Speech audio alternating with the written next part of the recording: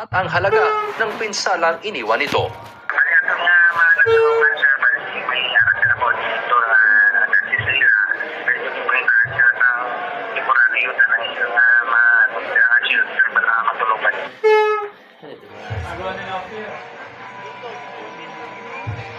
Vicky, sa ngayon ay punuan na yung mga bar dito sa Boracay para sa early New Year party. Bago yung countdown mamaya ay isa rin sa inaabangan na nightlife entertainment ay ang Pigil Hiningang fire dancing. Vicky? Maraming salamat sa iyo, Kim Salinas ng GMA Regional TV. New Year, New Me. Yan, mga kapuso, ang mantrang madalas na naririnig sa pagpasok ng bagong taon. Kaya ngayong matatapos na ang 2025, ang ilang kapuso, may mga bagaheng gusto nang bitawan. Nakatutok si Dano Tingkungko.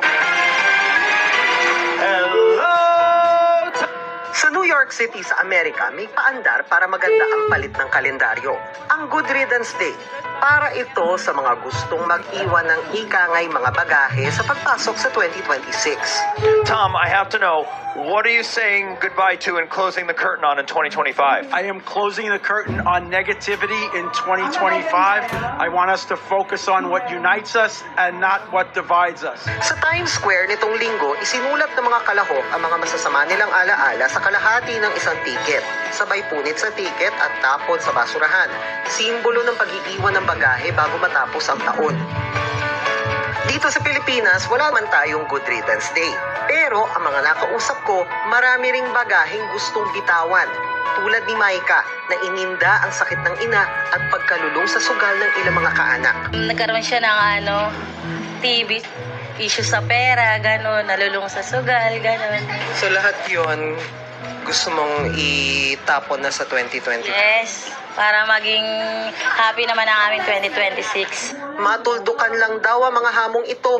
Buong puso nilang haharapin ang 2026. Maging masaya lang yung pamilya, maging pumasok yung mga blessing. Walang sakit ang pamilya, yun lang po. Si Marlene gusto sanang mawala ang iniindang high blood sugar na una niyang naramdaman ngayong taon. Ang gusto ko na pag sa oras, pagdating ng 2026 ay mawala na lahat. Yun lang ang hinihiling ko.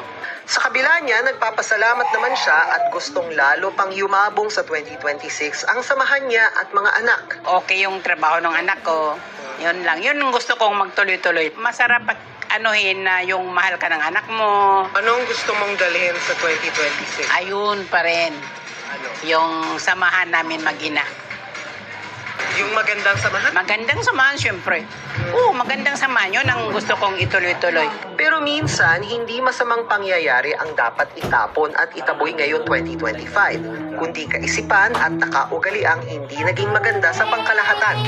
Ang gusto kong itapon sa 2026. Siguro yung mga sobrang nag-overthink kasi ako masyado.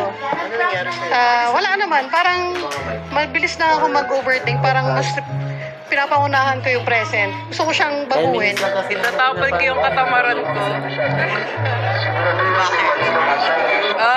I haven't done much this year, but hopefully next year I'm able to do a lot more. Probably negativity. I haven't really moved much because I let myself dwell sa negativity around me and myself. So, I want to throw that out.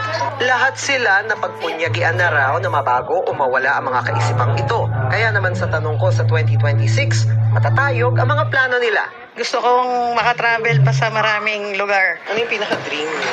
Na country ko, Japan po. I manifest na many blessings next year for myself and for everyone. Specifically, anong blessing? Money. Motivation. What's the biggest thing na gusto mo mangyari sa'yo? Of course, positively, ng 2026. Probably may plans to go para matuloy yung plans ko. I've been planning now for a very long time. So, I'm expecting na mangyari na next year. Para sa GMA Integrated News, Dano Tingkungko, nakatutok 24 oras. Pakinggan naman natin ang boses ng mga kapuso online. Sabi ng ilang netizens, gusto raw nilang iwan ang korupsyon at mga kurakot sa 2025.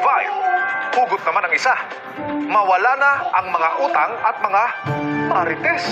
Tila may kirot naman ang comment ng netizen na nagsabing iiwan niya sa 2025 ang masasakit na pangyayari sa kanyang buhay. Bad vibes naman ang gustong iwan ng isang commenter. At ang ilan sa kanyang minamanifest this 2026, makapag-exercise at good health. Pero naman ang netizen na ito, hindi na lang daw siya mag-iiwan dahil baka wala raw matira. Mga kapuso, pwede mo rin iparinig ang boses mo sa social media accounts ng 24 oras. Tutukan! Ating balikan sa huling bahagi ng Recap 2025 ang pagkapisto sa malalim palang problema ng mga maanumalyang flood control project. At lechon, sama-samang pagsasaluhan ng mga residente sa Bacolod Festival sa Pasig. Yan at iba pang mga balita sa pagpapatuloy ng 24 oras. May mag...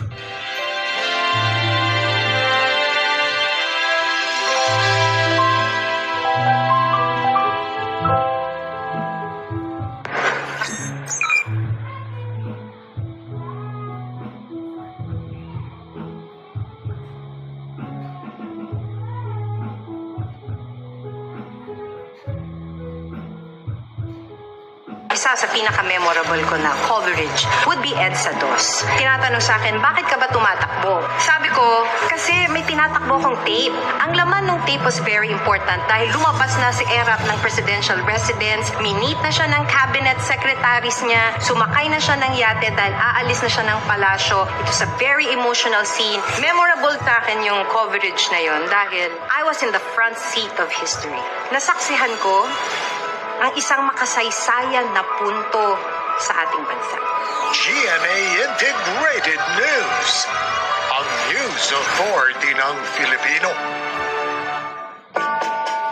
Yun palang nasa mahaba kang pila tapos may biglang sumingit, nakakainis na. E paano pa kaya kung ang pagsingit sa pondo ng bayan gagawin? Mainit na usapin ang budget insertions mula ng ibunyag ni Pangulong Bongbong Marcos sa ika-4 niyang